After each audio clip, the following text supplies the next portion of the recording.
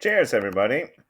We'll do a little two-mover today. This should be a bit easier than the latest couple of days videos, but I don't say it's very easy. I think you have to think for a while before you can sort this one out. So white to go here and checkmate in two moves. No pawns in the way somewhere, just a bunch of pieces that working together. Okay, so then you can just pause the video now and see if you can find the solution on your own. Go ahead. And welcome back. All right, so what are we looking at? Well, we want to have some checkmate here or here, but everything is guarded or black can escape. The first move to look at is perhaps checking here and see what happens. Black will put the rook in between and at the same time give a check to our king, which means there's no way we're gonna checkmate in the next move after this. This could be an interesting starting move. Now we are threatening a checkmate here with the rook and perhaps some other interesting ideas also. If the bishop moves away somewhere, then we have a checkmate down here. Problem is that Black will put his rook on f2 again and at the same time give a check, which stops our plans of checkmating ourselves in the next move. So, same if we do like a waiting move here and see what happens.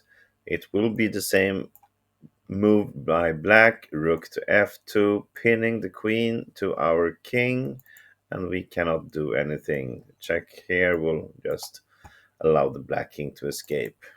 And just look at this for quick. If we start with a check, there's no checkmate after this either because our bishop is hanging and it's going to take a while for us to win.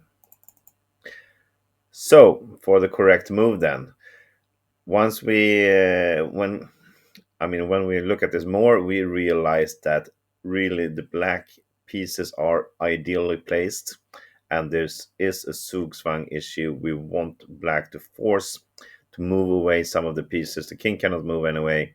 We want the black bishop to go away so we can checkmate here. Perhaps we want the rook to go away somewhere so we can find a nice little checkmate.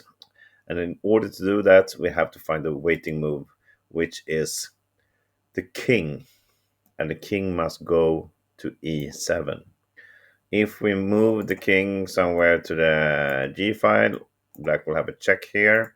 If we move the king to e8, black will have a check with the bishop here to really mess things up. But if we put it on e7, then it's ideally placed. Black cannot check.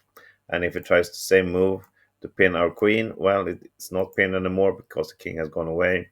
So that will leave us the opportunity to play the queen to c3 with a checkmate.